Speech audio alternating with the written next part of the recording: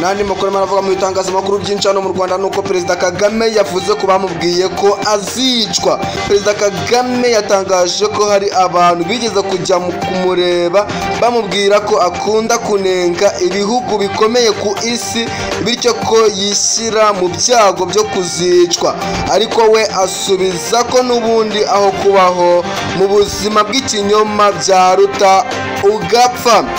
Yabigarutseho kwa 7 Mata 2025 mu cyunamo cy'iminsi 100 yo kwibuka ku nshuro 31 Jenoside yakorewe Abatutsi wabereye ku rwibutso rwa Jenoside rwa Kigali ruri ku Gisozi.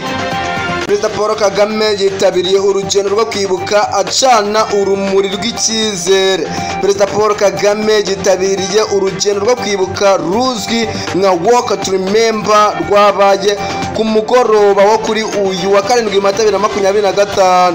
Uru rugendo rwasorejwe kuri Big Arena ahabereye umugoroba wo kwibuka, cyane ko yanifatanyije n'abarwitabiriye abacanira urumuri rw'icyizere. Uru rugendo rwatangiriye ku biro by'akarere ka Gasabo rwitabiriwe n'urubyiruko mu ngeri zitandukanye, abahanzi, abakoresha imbuga nkoranyambaga, abanyamakuru, abakinnyi b'umupira w'amaguru, abakinnyi ba filimi, abayobozi batandukanye n'abandi. Uru rugendo umwaka ushize rwagombaga kuba ariko ruza gusubikwa kubera imvura mu gihe imyaka 4 yari yabanje rutakozwe kubera icyorezo cya COVID-19 cyari cyugarije isi.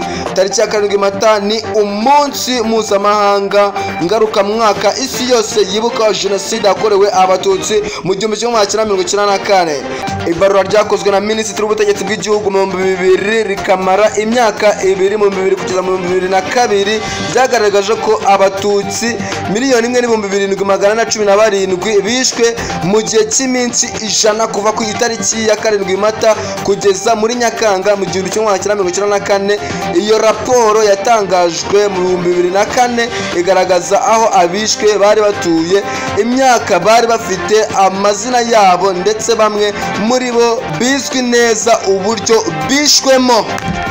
Perezida Paul Kagame nzababwira ni mujye ikuzimu. Perezida Paul Kagame yatangaje ko abanyarwanda bakwiye guhora baharanira kubaho ubuzima bifuza, aho gutegekwa uko babaho cyangwa guteshwa agaciro babwirwa ko babayeho kubw'impuhwe z'undi muntu, ndetse ngo uzashaka kugenera u Rwanda uko rubaho yitwaje ibihano azababwira ngo jya ikuzimu.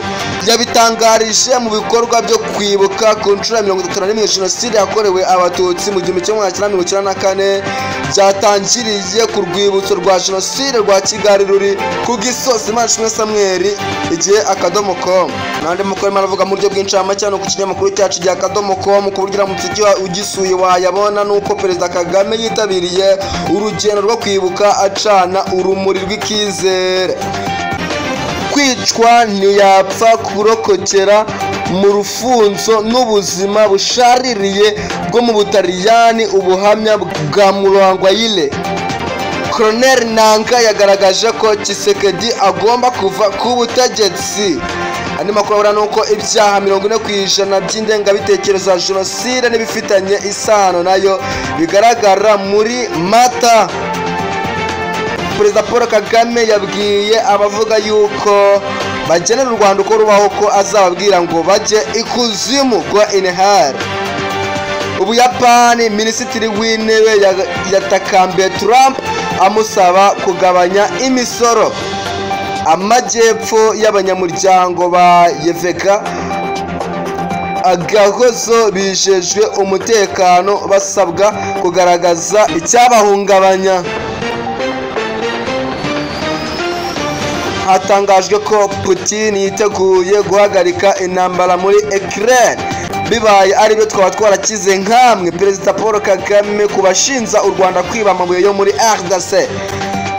Umuhanzi wo muri Tanzania Superstar Alikiba yifatanyije n'abanyarwanda mu kwibuka Jenoside yakorewe Abatutsi. Imisoro ya Donald Trump izacumbagiza ubukungu bwa Amerika.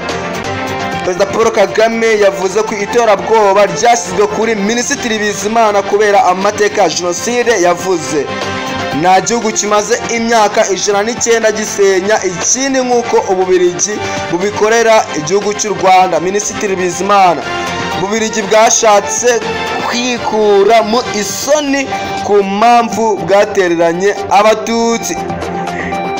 Perezida Paul Kagame yavuze ko bamubwiye ko azicwa.